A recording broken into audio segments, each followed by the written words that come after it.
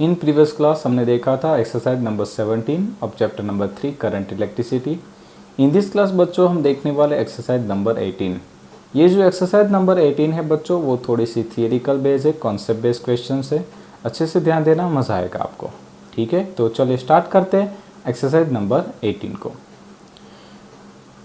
Question कह रहा है कि आंसर द फॉलोइंग क्वेश्चंस, यानी हमें यहाँ पे टोटली ABCD 4 क्वेश्चंस दिए थे, जिसमें से हमने पहले चूज किया है क्वेश्चन ए को। एक क्वेश्चन कह रहा है कि a steady current flow in a metallic conductor of non uniform cross section, यानी कि हमारे पास एक कंडक्टर था और जिसका जो एरिया है वो नॉन यूनिफॉर्म था, यानी कि वेरी कर रहा था। ठीक है, with respect to length area जो है वो वेरी कर रहा है, सेम नहीं है, यानी हम इसे कह सकते हैं कि ये non uniform metallic cross section है। Which of this quantity is constant along the conductor. ठीक है, पहली क्वांटिटी दी गई है करंट, राइट बच्चों। अब देखिए करंट में क्या होता है, current is a flow of the charge, या तो हम कह सकते हैं कि सिंपल लैंग्वेज में in conductor current is a flow of the electron. अब बच्चों आप लोगों ने चार्ज कंजर्वेशन लॉ तो पढ़ा ही है। चार्ज कंजर्वेशन लॉ कहता है कि चार्ज जो है ना तो कभी इंड्यूस होगा, ना ही डिस्ट्रॉय होगा, और ना ही वो कभी सिंपल क्रॉस सेक्शन में स्टोर हो सकता है। यानी कि हम यहाँ पे कह सकते हैं कि सपोज यहाँ पे 50 इलेक्ट्रॉन्स इंसर्ट होते हैं। ठीक है, 50 इलेक्ट्रॉन्स इंसर्ट होते हैं बच्चों, तो आफ्टर सम टाइम इंटरवल यहाँ से उतने ही इलेक्ट्रॉन तो बाहर निकलेंगे। ठीक है, तो हम यहाँ पे नोट कर सकते हैं कि जितना इलेक्ट्रॉन का फ्लो हुआ था उतना ही इलेक्ट्रॉन का फ्लो बाहर निकल रहा है। ठीक है, और फ्लो ऑफ द इलेक्ट्रॉन उसे कहते हैं हम करंट। तो हम यहाँ पे इन शॉर्ट ऐसा कह सकते हैं कि जितना करंट एक क्रॉस सेक्शन में से दाखिल हुआ उतना ही करंट दूसरे क्रॉस सेक्शन में से बाहर निकल रहा है। यानी कि जो करंट है वो एक ऐसी क्वांटिटी है जो क्रॉस सेक्शंस पे डिपेंड नहीं करती, तो हम कह सकते हैं कि current is a constant quantity. ठीक है, तो यहाँ पे करंट जो है वो कांस्टेंट है। ठीक है, तो हमने यहाँ पे कर दिया current is a constant quantity. चलिए नेक्स्ट क्या था, करंट डेंसिटी। ठीक है, अब बच्चा पार्टी आपको पता ही होगा करंट डेंसिटी की डेफिनेशंस होती थी करंट पर यूनिट एरिया। ठीक है, current density is equal to current per unit area. ठीक है, तो और आपको याद ही होगा करंट डेंसिटी का तो फॉर्मूला ही होता था J बराबर I/A। तो आप नोट करिए कि यहाँ पे अगर ये जो क्रॉस सेक्शन एरिया है वो वेरी होगा तो डेफिनेटली बच्चों करंट डेंसिटी जो है वो वेरी करेगी। ठीक है, तो हम यहाँ पे कह सकते हैं कि करंट डेंसिटी कांस्टेंट नहीं हो सकती। ठीक है, क्योंकि current density is inversely proportional to area. Similarly बच्चों हमें तीसरी क्वांटिटी दी गई थी इलेक्ट्रिक फील्ड, तो नोट कर लीजिए कि इलेक्ट्रिक फील्ड भी जो है वो एरिया के साथ डिक्रीज होता जाता है। और नेक्स्ट है ड्रिफ्ट स्पीड, तो ड्रिफ्ट स्पीड जो है वो भी एरिया के साथ डिक्रीज होती जाती है। ठीक है बच्चों, तो याद रखिए कि करंट एक लौती क्वांटिटी है इन सब में से जो कांस्टेंट है। बाकी सारी डेंसिटी यानी कि करंट डेंसिटी बाकी सारी quantity, it means current density, electric field and drift speed, वो एरिया के साथ इन्वर्सली प्रोपोर्शनल होती है। तो नॉन यूनिफॉर्म मेटालिक कंडक्टर में ये जो क्वांटिटीज है वो वेरी होती रहेगी, कांस्टेंट नहीं होगी। ठीक है, चलिए next question, is Ohm's law universally applicable for all conducting element.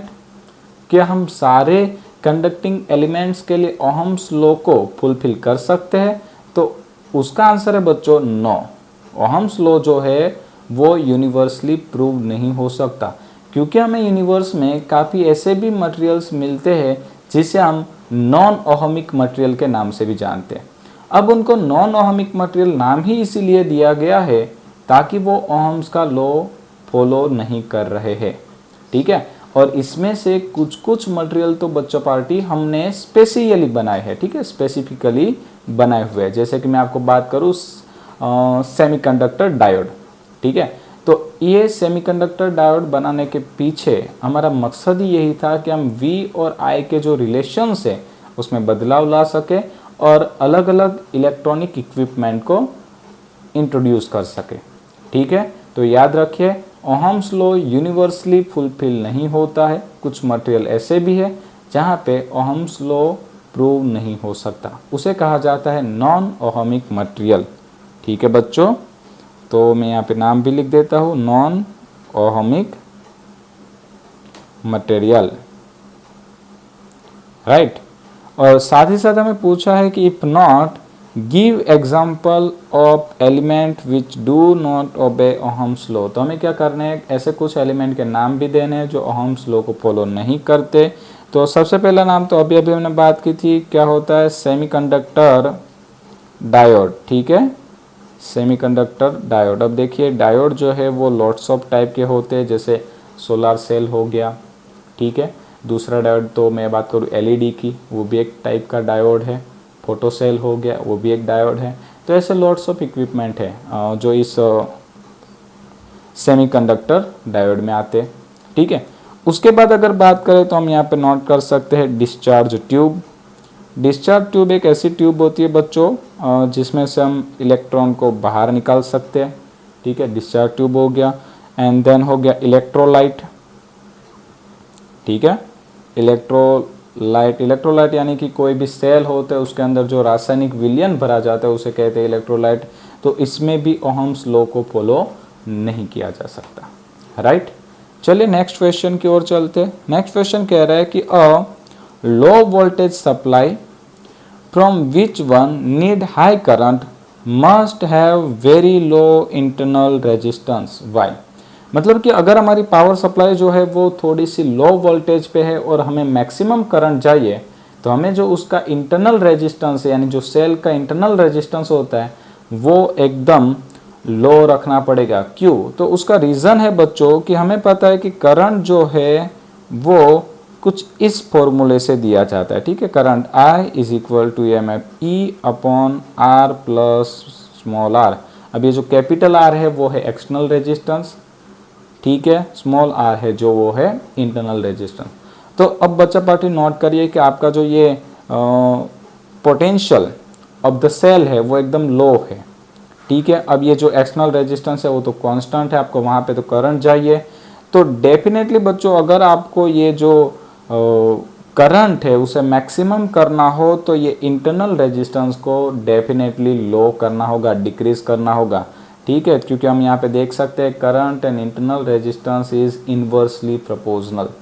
अगर इंटरनल रेजिस्टेंस डिक्रीज हो जाएगा तो डेफिनेटली आपका जो सप्लाई करंट है वो इंक्रीज हो जाएगा और आपको मैक्सिमम मिल सकता है।